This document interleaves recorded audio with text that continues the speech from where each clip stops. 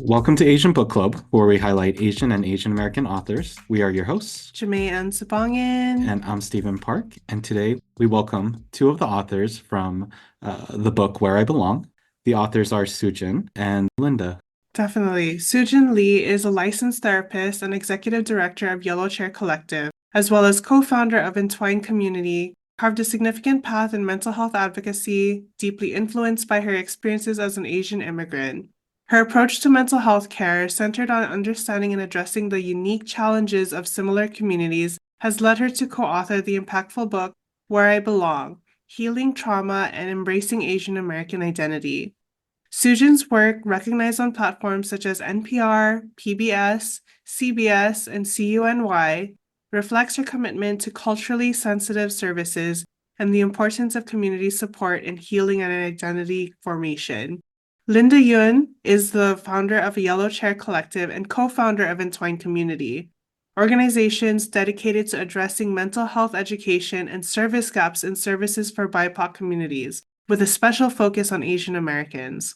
She is recognized as a co-author of the book Where I Belong: Healing Trauma and Embracing Asian American Identity, which delves deeply into themes of Asian American identity and resilience, alongside the racial, cultural, and intergenerational dynamics present within Asian American communities.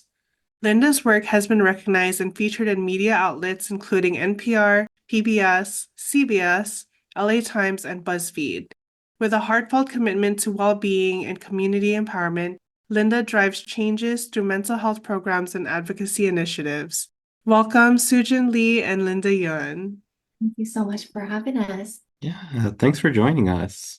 I mean, we are profoundly moved by the stuff that you two have written. There was so much in there that I think was helpful, especially in the current state of affairs of how everything is. But I mean, predominantly just kind of with our backgrounds and where we've come from. And it kind of gives us an opportunity to maybe shed a better path for where we're going. But before we really dive into the book too much, we'd really like to know a little bit more about you two. Like, who are you two outside of writing? This is Linda. So outside of writing and outside of our practice as therapists, I've been thinking about this a lot. Like, who am I, right? A lot of existential questions that we all ask. And I read somewhere someone had this description in their social media said, big personality, low energy. I just Mm. felt that in my heart. People do tell me that, oh, you're so bubbly, you're passionate, like, which I am. Like, I am able to do things, whether it's therapy, business, a nonprofit, or writing book, because I am passionate about those. And I can be very bubbly and very passionate and unintentionally funny or not funny. But yeah, so I have a lot of personality. People are surprised because I can come out a little shy too. But a lot of times when I come out shy, it's because I'm low energy. So I have like up and down. And I was diagnosed with ADHD later in my adulthood. And I think that really explains. Like I think people with ADHD will kind of resonate like having a big personality. Some of them have a lot of energy too. But for me, in my life stage, big personality, low energy. That's who I am outside of writing. Totally. How about you, Jen? Yeah, so as for me, well, the first thing that came to my mind was I love to play board games, so I'm a board game enthusiast outside of, writing and doing all the work that we do. And then as Linda are mentioning about, her late diagnosis of ADHD, I'm also married to a husband who has ADHD. So I guess I'm an attractor of ADHDs. I work with one all day and then I, have my husband living with one all day. And so I think I attract a lot of people with big energies, as Linda say. I have a way of maybe really looking forward to having this spontaneity in my life. And I think maybe that's why I'm so attracted to working with Linda and having my husband around. Outside of that, I love to cook. I also have a pet dog. So I love going on walks with our little dog, although it's raining. And so he hates it right now. Well, as someone who also has ADHD and was late diagnosed, I appreciate you willing to tolerate some of the chaos that comes with people with ADHD sometimes. But beyond that, I'd really love to know what board games you tend to play or what you get yourself into. Yeah, so lately, there's this board game that we've been really, really into called Wingspan. Yep. Nice. Oh, you all know about We it? do. I love it because it could be like a one-player game. You could actually play it alone. I don't know if you've tried that. And you could play two, three, four, five people. And so I love that game. And then there's no like attacks. Sometimes I'm like, all right, I want to play a savage game, but this one is like, I want to just mellow out with people. And that's a really good game for that one. Absolutely. Yeah, we have Wormspan, which is the dragon version of that. Yeah, my husband just told me about it. He's like, I gotta buy one. And I was like, oh. Yeah. And how about you, Linda? What do you usually do that's maybe hobby wise? Hobby wise, I mean, that's a hard one to answer because it's ever changing. Mm. It really shows my ADHD that I have a big interest and I like research, look for everything, and then I buy a bunch of things sometimes too. And then they come and then I do it maybe 3 times at most, unfortunately. And then I like lose interest and have a new bright thing, another thing Mm. coming up that I really want to try. And then I mean my spouse has been like no more Yeah. buying. So that has been helping. I am not buying things, but my interests are ever changing, which has been hard to keep. But Mm. I do have several hobbies, I guess, in my home that I kind of alternate, rotate. But I do enjoy reading books, depending on the books. I like to start books, but I do have a hard time finishing books. Or I start book and then I skip the middle parts and I go to the end. Mm. Mm. So I didn't have answer why I was like this because my parents really scolded me like you start things and you never finish or like I don't have persistence. Like there are a lot of things that my parents said and diagnosed of ADHD later like oh it makes more sense and there are so many other people who are like me and as I got older I matured I have a discipline to stick with things longer. So right now, all to say that right now, I am definitely been trying to get into cooking because I've been trying to make food more fun and just trying to read books and stick with one book and try to finish it before moving to another one. So that's where I am. Totally. That's so awesome that you're using cooking to be one of your hobbies as a way to nourish yourself as well as a way to find fun. Yeah, definitely. Not only cooking, but Linda recently told me she's trying to invest into buying more gardening stuff. Mm. I have a pair of shears that's in a cabinet, but it's not my fault. I like gardening, but my cat eats my plants. So yeah, Oh, so it's like kind of not my fault that I fell out of the hobby, but I get that. I gain your sentiment. Yeah, I like a lot of things in theory. Yes. In Mm. practice, it's kind of hard. Definitely. Let's dive into the book a little bit. What was your inspiration behind Where I Belong? And were there any interesting moments that came up while writing this book? Yeah, so the book goes back to 2020 when COVID pandemic was happening and anti-Asian hate crimes were really rising, right? So it was really time for racial Mhm. reckoning. And before it got media attention, I mean, it took a while before it got media attention. A lot of Asian community members were concerned, felt invisible, like no one was paying attention, no one was doing coverage initially. And we were seeing that in our practice, our therapy practice back then was pretty small team of, 6 perhaps. And we mainly, not all, but mainly served Asian American clients. And suddenly we seen like a sharp increase of Asian American clients looking for therapists who can understand what is happening. Mhm. And we are seeing these clients individually struggling, feeling like they're alone, right? A lot of them are also describing, even in Asian spaces, like they wouldn't really talk about it because it Mhm. felt like it was just being dismissed, right? So feeling traumatized because also like when you have those images and stories that you hear, and you also have those racial traumas, experiences, like all the past things to start being triggered, right? Mhm. So we're really having mental health crisis, and people are looking for like place to process and talk and make sense out of it. So that's where we came with like, hey, like we just cannot do just one-on-one. We need to create a space as a community to come together. So we were one of the first actually to offer Asian American Experience Crew where we are coming together, unpacking. We did it for like it was like free to anyone who want to come, but people were like, we actually need this long term. Like we need this ongoing. Like thank you for providing space, but can we meet again? Right? So with that feedback, we kind of got together and created this like curriculum where we're taking the cohort of people in a way, group of people in a journey of like who are we? Like who is Asian American? Why what's the history that takes us to here where we are, because a lot of us never got Asian American history or identity kind of work in education along with racial trauma.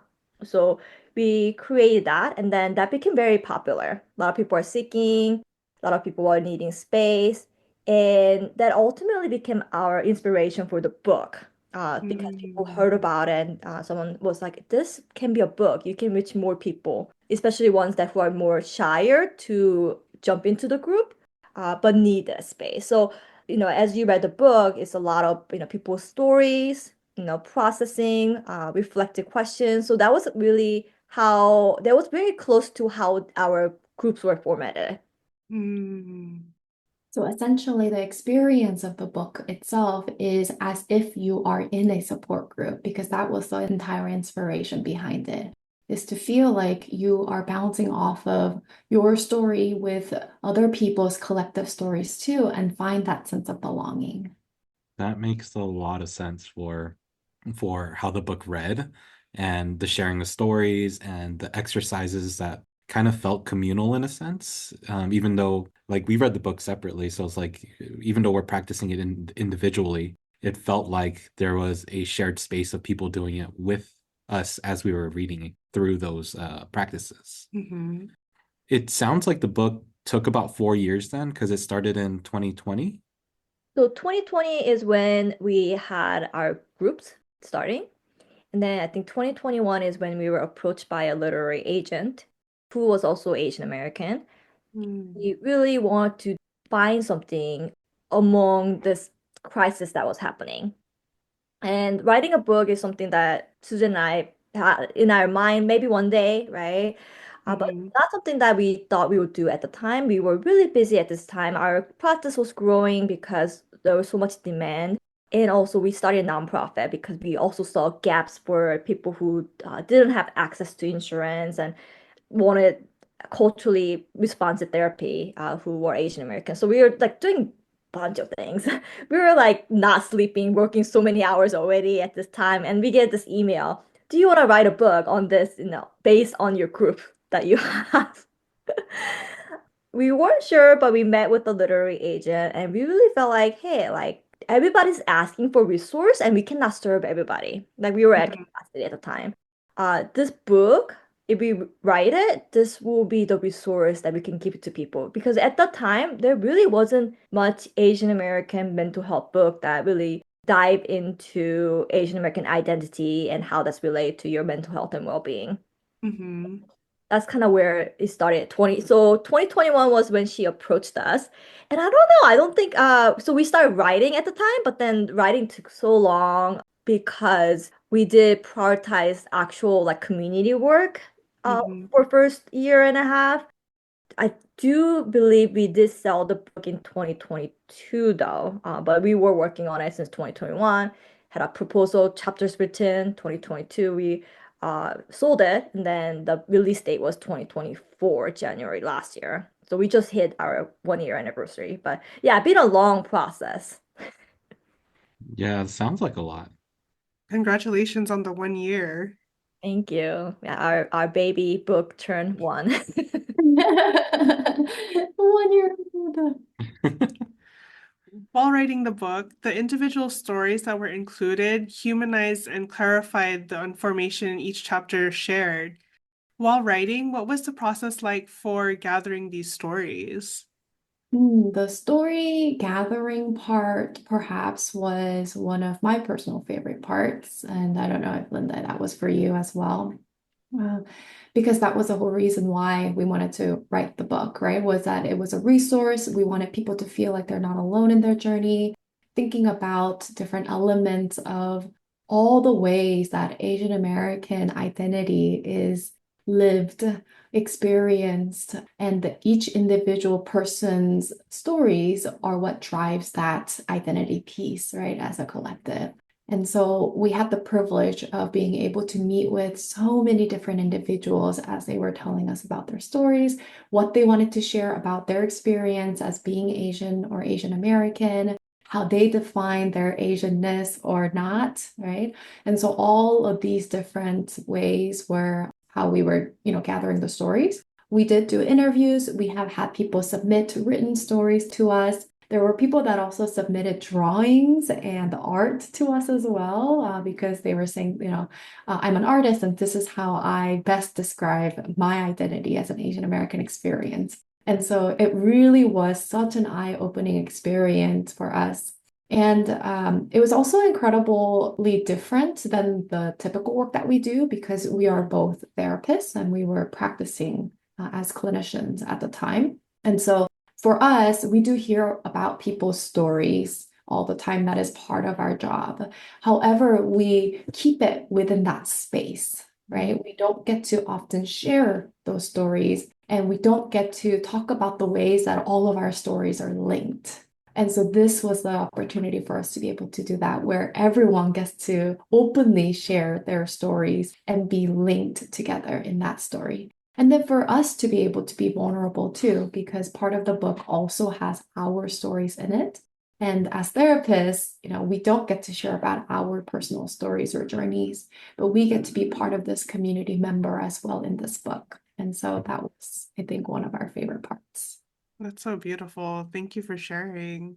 Yeah, I really felt like it provided so much colors to the kaleidoscope of what people are. I think because there was one person that, I forget, there were several different stories. I was like, oh yeah, that's me. And then I was like, oh no, that's me. And then there was that one person from SGV who grew up in an Asian community. And I was like, because I grew up in Cerritos, California. And I was like, oh, that's me. And it's just like, it shared so many different similarities with my growth and who I am as an individual that it really helped me to connect to the bigger topics of what those chapters were kind of shooting for or aiming for. I'm glad that you were able to find all those stories to be also helpful in your journey. Yeah. Speaking of your practice, and I'm sure the current times of how people are feeling, we are in some interesting times in the United States. With people struggling through some of these things, are there certain areas of the book that you might have readers lean into that might give them some resolve at this current time? Ugh, I think that's a hard one because we don't want to guarantee any results. I think we are in an ongoing situation where we're collectively experiencing yet another trauma and traumatic tragedies and events. There are a few sections in the book that I think would be helpful for processings. And one of the ones that came to mind for me was in chapter 5. There is a section called Grief Isn't Just About Death, it's about the what if. Mm. And this section is one of my favorite parts of the book because of my own journey with grief as well, is to be able to question and being able to create a space in our minds of the what ifs. Like, because I think oftentimes when we're in that survival mode, we are running and running and running, right? And we're chasing and chasing and chasing. A lot of the people that we meet with are part of the community and are also searching to find ways to do something, right? And so I think all of those questions, all of those sense of belonging is, of course, very important. And at the same time, we want to hold space for the grief that we're collectively experiencing as well, and to create space of like, well, what if this wasn't what it really is? And so that section is something that I find to be important in my journey. And then the other section is reclaiming our community. It's towards the back of the book, chapter 11. And there's a section on community building after tragedy. And If you feel that what we're experiencing feels very tragic, then this section of the book might you might find a little bit of actual tangible tools in thinking through like, okay, what are the actual solidifying like social justice issues that are important to me? And what is my actionable things that I would like to participate in? Yeah, and I mean, correct me if I'm wrong, but I feel like the grounding exercises and some of those other exercises provided in the book could also be great resources for people just so that they can center themselves or I guess feel a sense of wholeness again. Like no guarantees, like you said, but maybe just a utilization of a tool that's available. Absolutely. Yeah. If you just need a time not to even think about anything else that is actually happening around the world, but just want to sit down and feel grounded again, then each chapter offers a grounding skill and tools for you to be able to exercise. Absolutely. I want to add at the end of the book, we talk about celebration. Hmm. I think this is a time for us to really celebrate who we are. Like, I know the narratives are coming out trying to tell us that, we don't matter, our identities do not exist, right? That's the time I feel like more than ever, we need to be celebrating and proud of who we are and know why, what makes you who you are and your culture, your community. Like, we gotta stand together and we gotta know and refuse to be assimilated or like erased because right now how the narrative has turned is that they're trying to really erase that, right? So I would like to kind of say, yeah, last chapter of the book do talk about how to celebrate. Yeah. Absolutely. Being empowered in our own identity and also finding that empowerment in others as well. That's totally, totally awesome. Thank you so much for taking the time to interview with us. Do you have anything you'd like to promote, or where else could people find you and your work, Soo Jin and Linda? So for the book, Where I Belong, Healing Trauma and Embracing Asian American Identity, the book information can be found whereibelongthebook.com. That's our website. And if you want to learn more about our practice, Yellow Chair Collective, we have a website, yellowchaircollective.com. You can sign up for our newsletter and also Instagram, TikTok, YouTube, Yellow Chair Collective. And we also have our nonprofit, Entwine Community. You can find us at entwinecommunity.org. So there's many ways to find us. So if you want to learn more about our work, please come find us and contact us. That sounds great. Kind of last little question that we like to add for the authors. Just more of a fun question, but we'd like to know what your favorite ice cream flavor is. Right now, it's been matcha. I've been eating so much matcha ice cream. Sounds great. My answer always been vanilla, but it sounds so vanilla, so I don't like saying it. But vanilla has been always my favorite. It's a great flavor. It is, yeah. And vanilla and matcha go great together, so it works perfectly. They do. On a side note, have you all tried balsamic vinegar on vanilla ice cream? It's like one of the best things ever. Not tried it yet, but definitely gonna think about doing that the next time we have vanilla ice cream with balsamic vinegar. How about a couple years ago, maybe it was even a decade years ago, there was bacon and vanilla ice cream. Have you all anybody tried that? I think I've probably tried some versions of these things from like Salt and Straw, just because Yes, they do some wild flavors. they would have Uh, that. I think the most wild one was pear and blue cheese, which ended up being Mm. really delicious, actually. So, yeah, I don't know if they have that flavor in the LA locations, but if you do come across it, it's well worth trying. Surprisingly good. I've seen it. I know they have it here. I just Yeah. find blue cheese to not be as enjoyable. I do not like blue cheese outside of anything, but some reason it works. Okay, okay. If you're not into blue cheese and you still like this, then I'm willing to give it a try. Go Yep. make a note. Awesome. Well, thank you so much for joining us. We really appreciate your time. We appreciate more so what you're doing for the community and how you're providing people resources, especially at times when it's just a little bit harder for all of us to kind of see the big picture of where we are. And I think like you said, Linda, celebrating who we are is a great place to be when we may not be feeling like we're being celebrated as a whole. So I really like that sentiment as well. And there's so much in this book where there are connection points and realizations of who we are or where we might have come from, whether that's ancestral or just stuff that we've had growing up within our human bodies. So I think it was very beautifully written. It's definitely a book that I think we're going to have to share with a lot of people. Absolutely. With that said, we'd like to let people know where they can find us. And one way they can do so is by emailing us.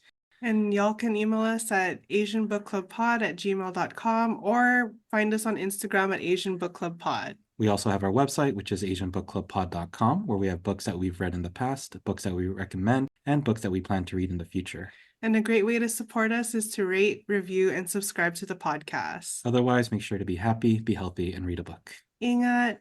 Bye.